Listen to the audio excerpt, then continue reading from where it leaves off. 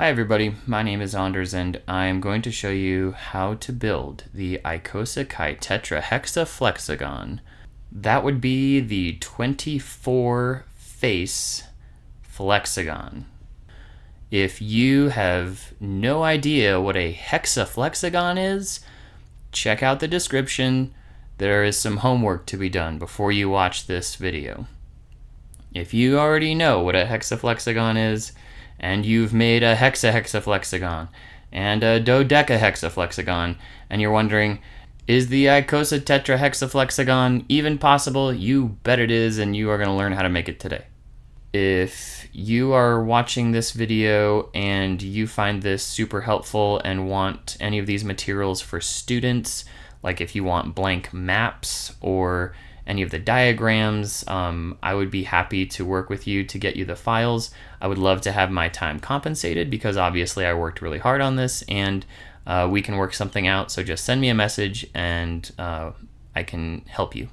And if anyone is watching this video and is crazy enough to want to see the 48-sided tetra conta octa hexaflexagon, let me know. It's going to take a lot of likes to push me into making the 48-sided one, but it is within reach. First, let's talk about materials. The first thing you are going to need is a very long piece of paper, depending on the size of your triangle. The triangle that I used as my template was about about 2.5 inches wide, each side length. The height was somewhere around 2 3/8 inches tall. So the length of your paper needs to be approximately 36 or 37 times the width of it. It's a very long piece of paper. We will look at the map in a second. You will also need some kind of triangle. I like to trace the triangle, or you just need a way to continuously draw equilateral triangles in an alternating pattern, which you are also about to see. And here are your first steps. First off, get your paper and draw the strip of paper that is as wide as your equilateral triangle is tall. And you'll want it again about 30, let's just say 38 to 40 times longer than the side length of your equilateral triangle. Once you have that strip of paper cut, you are going to want to trace triangles alternating up and down so that they completely tile the piece of paper. I will suggest potentially putting a little bit of width in between each triangle so that when they are folding over a huge stack of themselves, you have a little bit of extra width for them to play with. I think that has helped. So I put about a 1/16, anywhere between a 1/16 and an 1/8 of an inch of width between the triangles. Once you have a nice long strip full of triangles, the tedious part of folding on all of those lines must take place so that they are all foldable. I also double folded, so on each of those little lines in between the triangles, I would fold it twice. Once you have folded the entire chain of triangles, you're going to want to cut off the little bit of corners. I'd say about 1/8 of an inch. I wouldn't go more than about 1/8 of an inch. And that'll help it with all of the folding over all of the layers. And finally, once you have the very long piece of paper, you are ready to assemble. This diagram shows you what your piece of paper should look like. I also have numbered mine in the video you will see shortly so that you can keep track. I highly recommend writing in very faint pencil so that you can erase it later. The number of each triangle on the front and the back. It will make it so much easier to keep up with where you are and if your patterns are correct. And so you can see this is after each folding step the numbers that we should see, and I will mention that again in the assembly video coming up right now. Okay, so here is the long strip of triangles.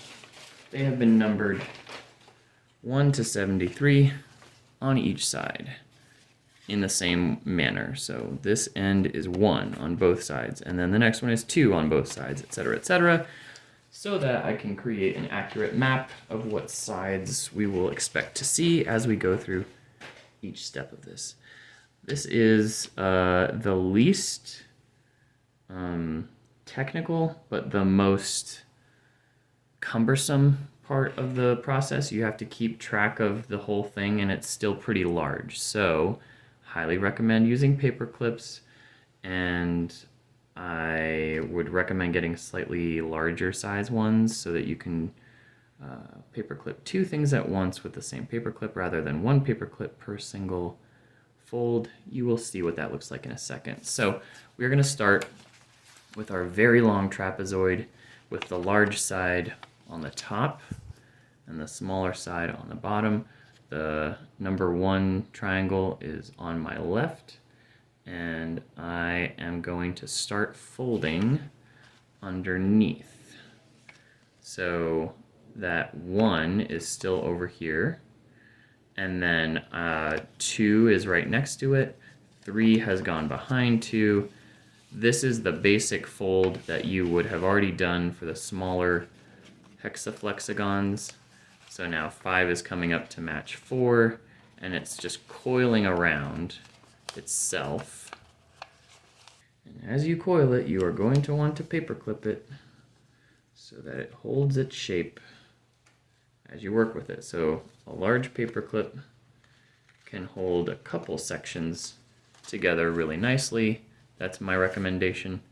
The small ones you can do, on each triangle, but you'll just need a lot more of them.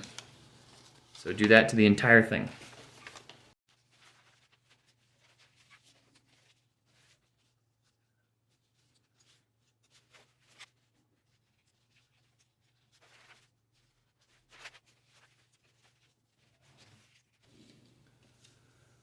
Alright, I just hit triangle number 37, which means that I'm halfway there. It is now, this half has been shrunk in half, and we're making progress.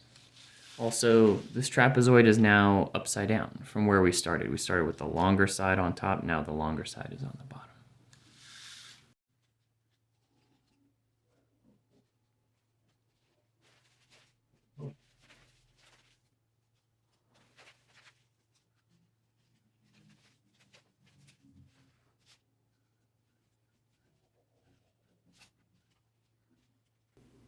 Alright, we're there.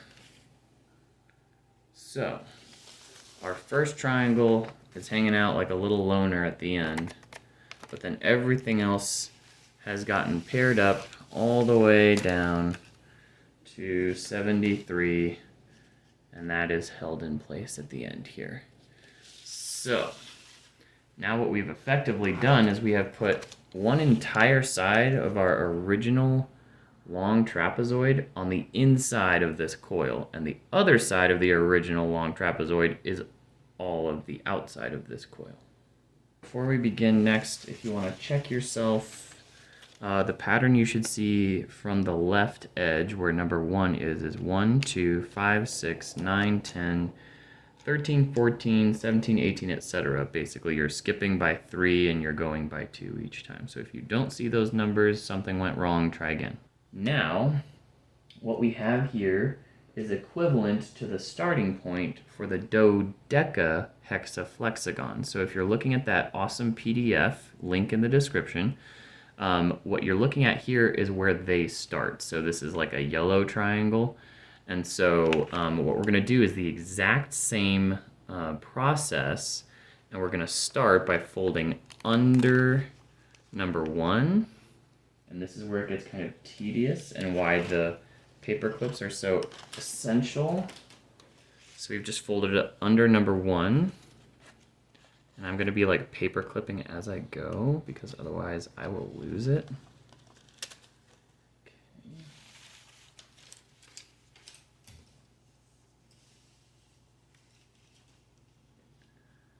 Right, and then that goes under there, so that gets paper clipped.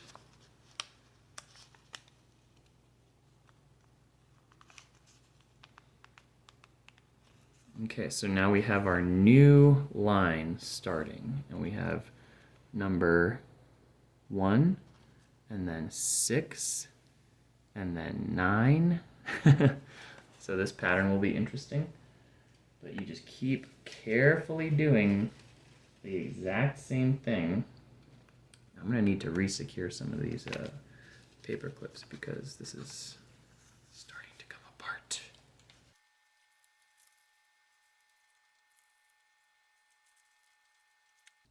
So the pattern we're looking for before you get too far, 1, 6, 9, 14, 17, 22. We're skipping alternating by 5 and then 3 and then 5 and then 3 and then 5 and then 3. So if you don't see that pattern, carefully back up, try again. It's also worth pointing out to be really careful about your paper clips. If you're pulling them out, sometimes the ends can tear at the paper. So if you want this to be like a really nice art project in the end, or something worthy of display, you might just be super, super careful as you are removing your paper clips. You'll also potentially hear some paper edges struggling to sort of nest in together. They might just need a little bit of encouragement or sort of adjusting for things to settle in. Just try your best not to like fold over any edges unintentionally while you're folding this up.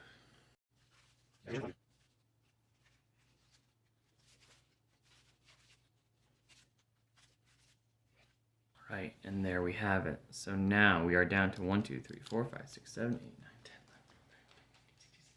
11, 12, 13, 19 faces of triangle facing us.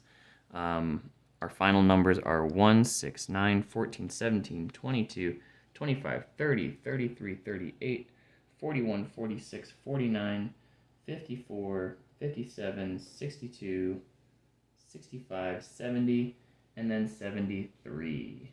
So that pattern holds all the way through.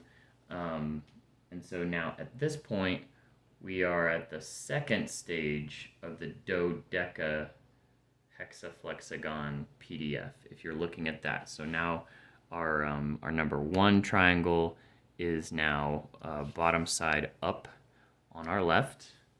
And we will proceed just like we would for a dodecahexaflexagon. So now we're going to do the exact same thing again. We're going to start with this 9 and 6 triangle, and we're going to fold that behind. And there we can see our new row starting. And again, we're just going to very carefully continue the folding over process.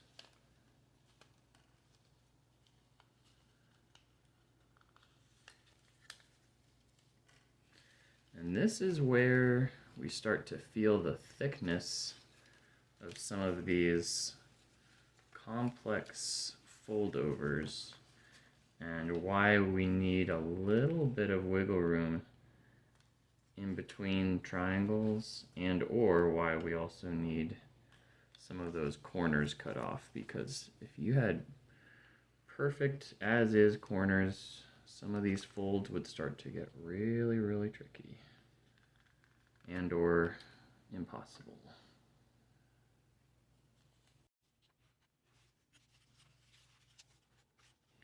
Okay, so this is the part that gets a touch tricky. Just to keep track of, once you get to the end here, our pattern is now 1, 6, 17, 22, 33, 38, 49, 54, 65, 70, 73. That 73 tail is going to stay there. Don't fold that under, okay? If you look at the PDF for the dodecahexaflexagon, you will see this in the second to last fold iteration. The form of this is not a singular line like it has been this entire time. We have this little tail that we're going to keep up. I just need several more larger paper clips that I just don't have, but it's fine. Okay, so here we are. this is what it should look like before we take our last step, which is the most technical. I'm trying my best to get this nice and up close so that you can see every little detail, because this is where we can get lost and have to start over and get really confused. We don't want to do that. So we're going to start by folding the 6 underneath the 1 with everything else, like so. So now we see 1, 14, 25, 30, 41, 46, 57, 62, 69, and 72. We are then going to fold 30 underneath 25. Okay, so this is 1/2 of our hexagon, our final hexagon. So this gets folded underneath like so. So now we have this shape. Okay, so we're looking at 1, 14, 25, 38, 49, 54, 65, 70, and 73. Now comes the challenging part.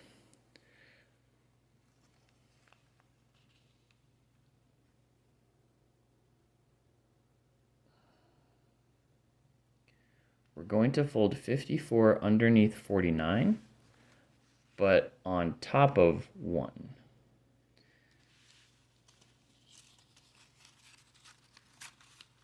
Okay. So now, this is the like weird 3-dimensional aspect. We've gone under here. So we have 49, 62, 69, 72. And then we have 1 here. We're looking at 1. We need to unfold that flap. Now the rest of this assembly is going to come on top. As we see it here, this is the tail that came from underneath and on top. So we see 69 and 72. What we need to do is then fold this 2 onto the 69 and then open up the 1. Okay, so now we are looking at 72, 3, and 1. What we need to do is then fold over 72 so that 72 is now touching 3. We now see 73 and 1. This is the last bit. This is madness. You open up 73, fold down 1, and then fold down 73. And that's where you glue. You're gluing between 73 and 1 because technically those two represent the same triangle, which is where this whole loop finally meets itself again. So if you're looking at, 49, 62, 1, the 73 flap going over it, and then 14 over here, you have made it. You put glue here on surface 1, you fold 73 over, fix it in place, and you have done it. Congratulations. I'm going to show you a demonstration of a finished decorated product. A couple things to note. This is a hexaflexagon map of what the faces are. I've color-coded the ones that are actually the same face but appear in different orientations. So you can see that the red faces are actually the same face, just different orientations. So there's a red, yellow, blue, and then 3 others that are not related. And so a hexaflexagon has 6 different faces, and the dodecahexaflexagon has 12. So you can see there's a red, blue, yellow, and then also a green, purple, orange. The primary colors have 3 different orientations in this map, and the secondary colors have 2 different orientations, and then there are 6 other faces that only have 1 orientation and are not related. And so this has 12 sides altogether. The thing that you just made has a map that looks like this. The Icosikaitetrahexaflexagon has 24 different sides. So you can see here the red, yellow, and blue faces actually have 4 locations, because in this map we actually start to see duplicates. So 3C, 2C, and 1C, all of those appear twice, exactly as they are in the exact same orientation. So those 3 colors have 4 appearances, but 3 different orientations. We then have the secondary colors of 4, 5, and 6. They also have 3 orientations. So now we have 6 different faces that have 3 orientations. We have another 6 faces that have 2 different orientations, and those are colored around the outside in sort of complementary colors. And then we have 12 additional faces around the edge of the map that are not related to anything and have only one orientation, so only show up one way. This is your guide map of how to get somewhere from somewhere else. And what you have just built will be at one of these central locations. As you have glued that last face, it is facing up in one of these central 3 locations. So you can begin labeling corners and mapping it as you fold through. Last tips I have is that just double check your paper and your media before you work on the actual thing to make sure that things don't bleed through. I used Prismacolor pencils, colored pencils, and an ink pen, and then I sealed each face with a workable fixative so that colors wouldn't start rubbing off, and it has worked really, really nicely. Hopefully this video was clear and helpful, and enjoy the colored version that I just finished that has a food theme. Thanks for watching.